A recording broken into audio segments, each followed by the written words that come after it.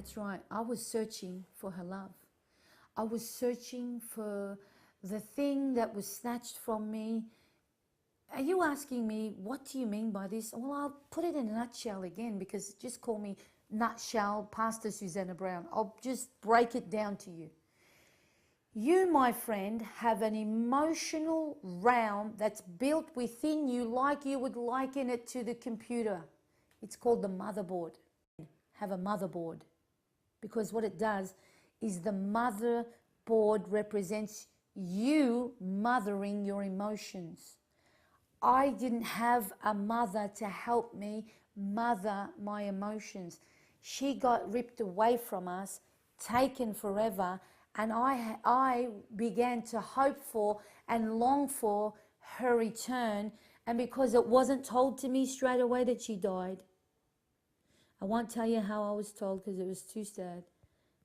I wound up finding out she died in a very uncomfortable way.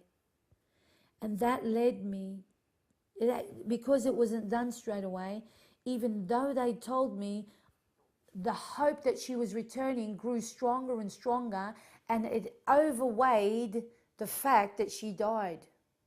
Are you with me? So my motherboard was hungry for a fulfillment of a woman that got taken from my life. That was a very big, important part of who I was and the very foundations of where I was going in life. Whether she was right or wrong, I don't know. I didn't get a chance to know. I'm just guessing she might have been a little bit wrong. But she didn't have her own map and her information booklet on how to mother me. She wasn't perfect. The thing is here is that my motherboard began to hunger. Like you hunger for food, I was hungry for that void to be filled. And as I grew up outwardly, so did this hunger. Eventually, I found out she was dying, and I realized that she wasn't coming home. You see, I didn't really come to terms with her death, because as hope, there was a gap between her death and me finding out, and hope and denial had set in.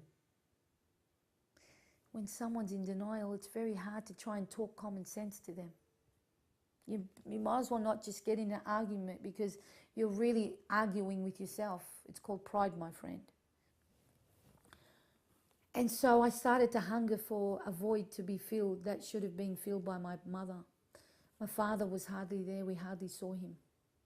Outwardly, I was growing up, but inwardly, I was that little 7-year-old girl. That's right, my friend. Some of you that are watching me here today, you're behaving like a 2-year-old in your marriage. You're behaving like a 5-year-old with your parents. But you're grown. You may be 40, you may be 20, but you're acting and behaving and reacting like a spoilt brat, or even like an immature person that has not grown up. Why am I saying this? I don't know if you've heard that song before, Caught in a Moment. Or maybe I made it up, but Caught in a Moment. My moment of my mother's death lasted for 17 or 18 odd years. I was outwardly grown up, but I never had a chance to inwardly grow up and mature. And what matures you? Life. Foundations in the beginnings, then there's challenges that you learn to grow with. Mistakes are healthy as long as you grow. They're lessons, turn them into lessons. I had to learn the hard way. And my friends, all of the mistakes that I made me a person or a force that could not be taught. Teachers couldn't hold me down by the time I was in my teen years.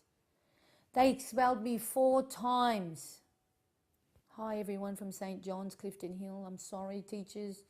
I'm sorry anyone for bullying you. This is an official sorry note from me. If you don't know who I am, formerly I'm Susanna Afif. By the way, I'm related to Jesus. He said he was going to come like a thief in the night.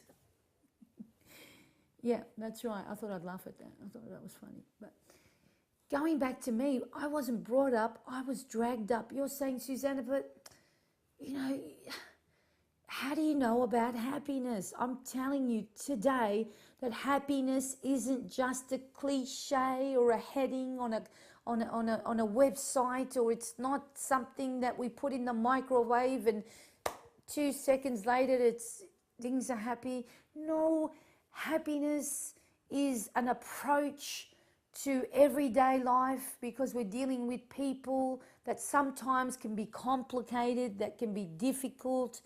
Even yourself can be difficult, so don't start playing the angel, because no one is easy to deal with.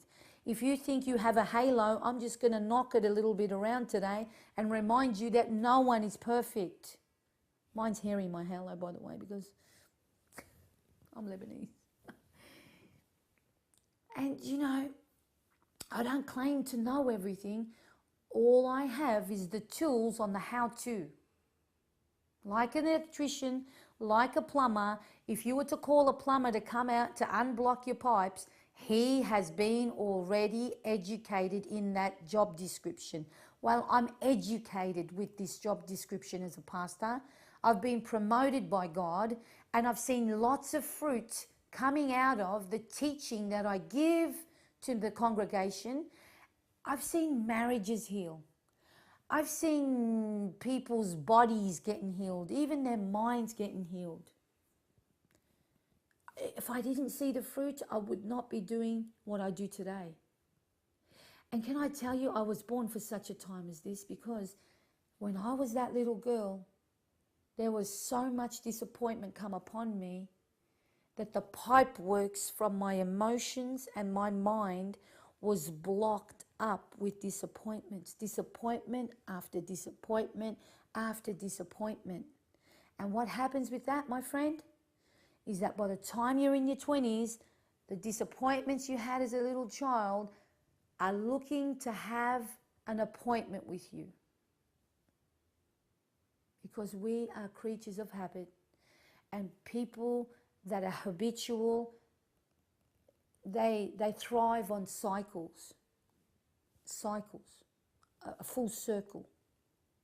But my friend, on the negative sense, in the negative way, when your disappointments take you around the same circles and you begin to see similar cycles, well, you being habitual, you're going to think that that's normal. But I'm here to tell you today, Melbourne, that it's not normal. I've been healed from a lot of the disappointments that have made an appointment in my current circumstances, which has stopped the cycle of the past repetitive behavior to recycle itself.